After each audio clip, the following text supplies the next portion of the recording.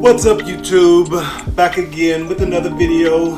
Today, we're going to be reacting to Matt Walsh again. We're going to be listening to some questions that he got off of, I guess, a Slate discussion board. Never heard of it. Never heard of Slate ever in my life, ever. But pretty much just, a whole bunch of, whiny, simpy people who are writing in to get obvious advice that, is incredibly obvious, and it's all pretty much stupid. But I mean, we're going to, be reacting to their stupid requests. So here we go. One of my great talents is offering advice. The problem is that people don't ask me for advice. So that leaves me to offer the advice unsolicited. And they call this mansplaining, I think that's technically what that's called. So today, instead, I've decided that I'd like to do a little advice segment. I'm going to pilfer questions from another advice column, and I'll give you the real advice, the correct answers to those questions. So today we're going to go through, take some of these questions, and then give the real answers to those questions. All right. Oh, and also, before we get going, I have been told that I need to tell you to, ring the bell to subscribe, I think, is the reason for doing that. All right. Now, from Slate. Let's start here. Here's a question sent in by someone who identifies himself as Confused Cuck. That's his name he's given himself. I didn't give him that name. He says, my wife and I live in the small, conservative, rural town that we both were raised in. After having been married for about 12 years, my wife and I began the hot wife lifestyle and have been hot wifing about 5 years now. No idea what that means, but I think we're going to find out. It was my idea, and she was initially resistant to it, but eventually she said yes. I find it an incredible turn-on, and honestly, she has enjoyed it more than she ever imagined. There have been different men over those years, some of them longer term and some not. My wife video records these encounters, and they've really enhanced our sex life. Dear God. Jay entered our life at about 2.5 years ago. It's hard to describe him, but he's pretty much the perfect bull. I don't know what I'm reading. I'm getting the gist of it. I don't like the gist that I'm getting. He is handsome, well-traveled, speaks a half dozen languages, teaches at a college with a PhD, does fitness modeling, is well-hung, kinky, and the man can literally have athletic sex all night. He is married, and his gorgeous wife is completely comfortable with his lifestyle, although she does not play herself. What's more, he is completely down to earth, and you never know he wasn't just a muscle bro unless you engaged him on some other topic like foreign policy or Persian poetry. Okay, those are not compliments that I would be giving to a guy. Him being hung and kinky and he can have sex all night. Those are just not compliments I don't think any stray guy is giving another stray guy. Just my opinion.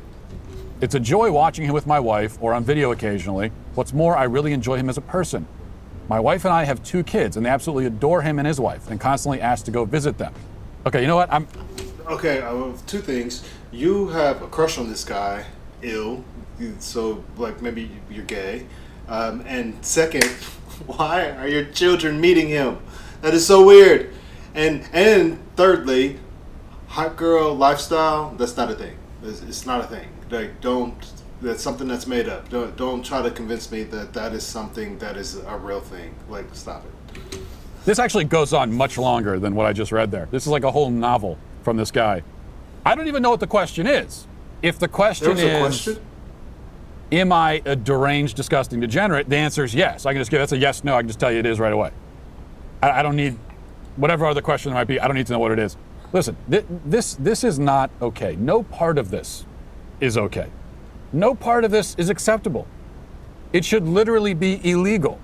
If I was in charge of the country, you would go to jail for this. I don't want to hear anything about, it's this consensual relationship between adults. So, some consensual relationships are completely effed up, for lack of a better phrase, and this is one of them. By the way, it's not a victimless crime. There are kids involved. Right. Your kids adore your wife's boyfriend, is what you're telling me. Yeah, well, your kids are not going to adore anything very much when they're paying thousands of dollars for the rest of their lives to a therapist because you screwed them up so badly. So I know we're supposed to be open and have accepting attitudes towards all lifestyles. I don't at all. Because some lifestyles are disordered and wrong and damaging and toxic and disgusting, like this one. So my advice is stop this, what you're doing. Just stop everything about it. Grow a pair, literally. if you're gonna let another man have sex with your wife, how is watching someone else break her back in better than you ever could good for you or your marriage? I don't know, I just don't get that. That's really weird. And how is this not going to mess up your kids? At the very least, they're going to have an unhealthy relationship with sex and their partners outside of sex. I mean, even possibly with friends too. It probably doesn't have to be all about sex.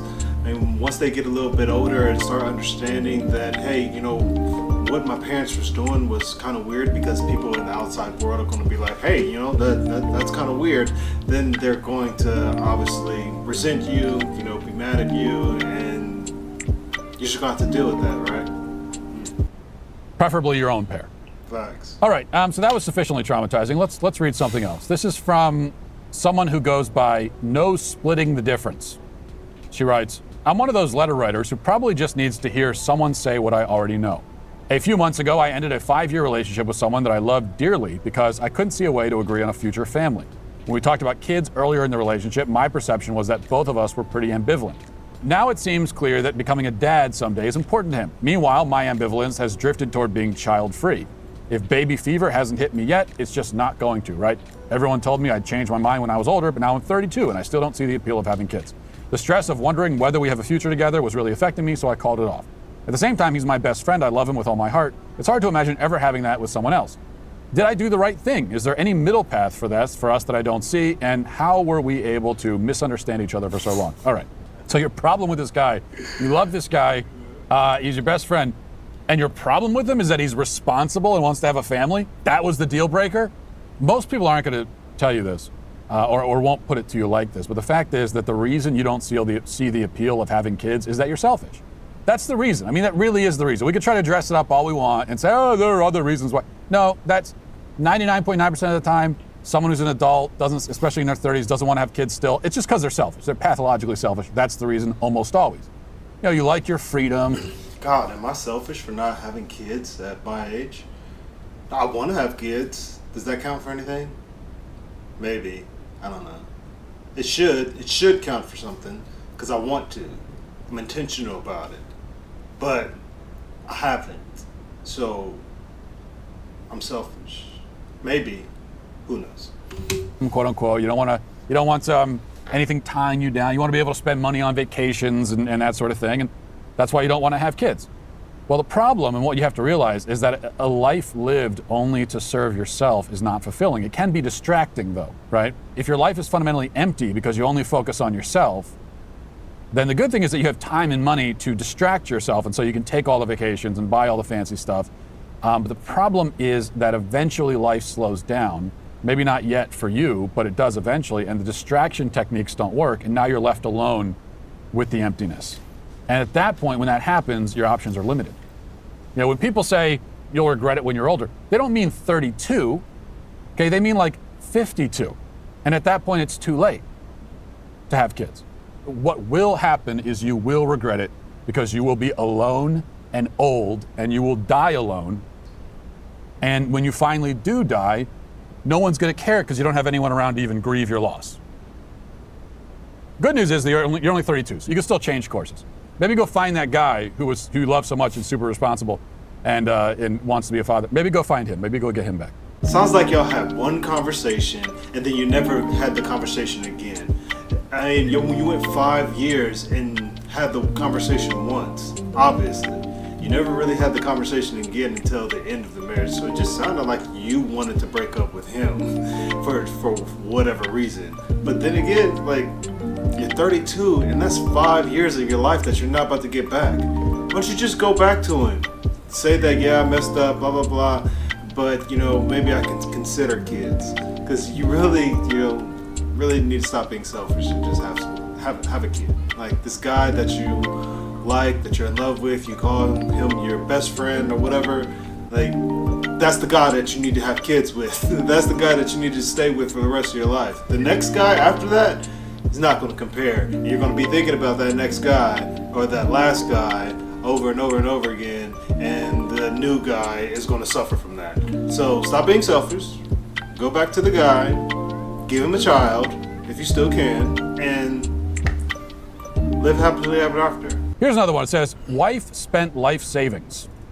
That's the headline. Okay. I'm married with 4 little kids. I work. My wife stays home. She has struggled with anxiety and depression, for which she is on medication. We're pretty easygoing, except for one big rift in our marriage, credit cards. I'm against them and don't have one. My wife has always been financially smart and as often takes care of the bills in our home. We agreed that she would use her credit card smartly and pay it off every month. She did not like me seeing her card statements. Part of her anxiety is feeling judgment when there is none. I agreed, and it was never a problem. So we stopped looking at the statement. However, in the last 3 months, she has spent our entire life savings in online purchases. I'm devastated. Well, my wife is really smart with money, except when she's blowing all of her money on Amazon purchases. But except for that part of it, she's really smart. Yeah, super smart. I'm devastated. I had put a little money aside every month for various projects and vehicle upgrades, and it's all gone. Yeah. The question actually goes on from there, but it's cut off because you have to subscribe to Slate to read the rest of it. Unfortunately, I don't care enough about this guy's problem to pay a monthly fee to read it, but I think I got enough of the idea of it. What I'll say is this. First of all, if your spouse doesn't want you to look at a credit card statement, that is like a red flag with sirens and warning lights going off and big just blinking lights saying problem, problem. The only time when it's maybe okay for your spouse to tell you not to look at the statement is around a gift-giving occasion, and they're saying, oh, I just bought you a gift. I don't want you to see it on the statement, so can you not look at it for the next week or something? Reasonable. But this is not one of those times. In fact, if there's anything your spouse doesn't want you to see, credit card, text, Facebook message, internet search history, anything, I mean anything, if your spouse is trying to block you from seeing anything, that means, with rare exception, they're doing something horrible or at least thinking about it, they don't want you to know. So when your spouse says, I don't want you to see this, and you get that, if you get like a sinking feeling like that something's wrong here, something is wrong. I mean, something really horrible is probably happening. That's just the reality. This doesn't mean we should have no privacy as married people. It just means that we shouldn't be hiding things. That's the balance. You have privacy, you get your own space. If you're making the effort to hide something, though, now we've got a problem. All of this to say, how in the hell did she manage to blow through your whole life savings over the course of 3 months and you didn't notice? You want to look at the credit card statement, and she said, oh, it gives me anxiety when you look. Please don't look at it. Oh, it gives you anxiety when I look at the credit card statement? That's all the more reason to look at it. Bring it here. Now I need to see it.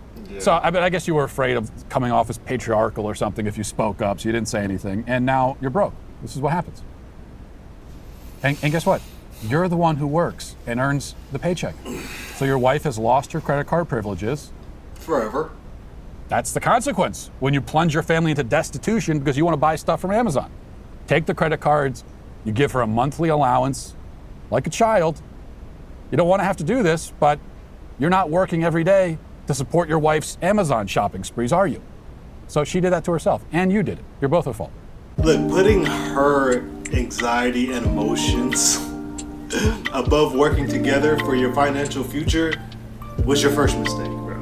Like, that was just idiotic. And people like her who deal with those kind of problems with anxiety and all this kind of other stuff when she doesn't even have to work or go out to the workforce and find a job or anything like that, she just has to take care of the kids. They're the ones that usually impulsively spins and is always looking for that next dopamine hit or whatever. So, man, I can tell you to take the credit cards away from her, a million times over. But I mean, she's gonna go looking for that validation and that dopamine hit somewhere else if you're not getting to the root problems. And her just taking that medication, I don't see how that's gonna be a long-term fix. All right, finally, from someone signed, do I give him a timeout? Says, how do I approach a 7.5-year-old boy who makes sexist jabs at me? Some context. I am his 23-year-old cis female cousin, and I've been watching him full-time since August. I adore him, but I loathe to tolerate another, yeah, but you can't use a drill because you're a girl comment. My current approach has been cool puzzlement. Why would you think that? Followed up with, I can see why you would think that, but there aren't such things as boy and girl things, and it hurts my feelings when you tell me I can't do something because I'm a girl. And then maybe some follow-up discussion about how making that kind of boy-girl distinction can hurt our friends. It's not getting through, though. Not his friends. I think part of the issue is that I'm working from home, and I'm currently embodying traditionally feminine roles like caregiving, plus he is probably getting counter-messaging at home. I love him, but these jabs are really hitting me in the soft spot, and honestly, I know these kinds of thoughts are hurting him too. How can I better approach this behavior? All right, let me see if I have this straight. You want to work in feminist roles, then be feminine. Don't get mad at the drill compliment. It's just stupid. You're 23. He's 7. Grow up. You're getting your feelings hurt by a 7-year-old boy. You're a grown-ass adult, and your feelings are hurt because a 7-year-old boy said only boys use drills? So the question is not how to approach this behavior of the child. The question is how to approach your own behavior. Specifically, the behavior of being fragile as hell. Yeah. So what I would recommend here is get over it. I mean, he's a kid. Seriously. Get over it. The kid is 7. You're 23. I don't care what he says. And why are you writing this article? This is bad for you. You writing this article, putting this question out here. Oh my God, I can't figure out what to do with my 7-year-old cousin, me being a cis white woman. It's like, seriously, there are boy and girl things. Get over it. Everything that you don't want to deal with in the world is probably a boy thing. Everything that guys don't want to deal with in the world is probably a girl thing. So, get over it. Stop being so woke or whatever you are, and just get over it. He's 7, and let his parents handle the parenting. Stop crowd surfing the internet for parenting advice to some kid that isn't even yours. And actually, there's nothing wrong at all with children associating certain activities with boys and girls. You know why the supposedly sexist 7-year-old is doing that? You know why he associates like using power tools with boys? Because he has eyes and a brain, unlike yourself apparently, and he can see that most of the time when someone is using a power tool, it's a boy. That's just what it is. He sees that, and so he draws these connections. Absolutely nothing wrong with that. He is drawing reasonable connections and associations between things. That should be encouraged, not dissuaded. So you need to get over it. The boy is fine, and that's all there is to it. Should we do one more? No, I don't think we should. No. I can only stomach so much. Yeah, let's call it. Basically, to summarize my advice to everyone who seeks it from Slate, I guess just to get to the upshot, get to the point, it's stop being horrible and stupid. Yeah, that's good. Yeah, that's good.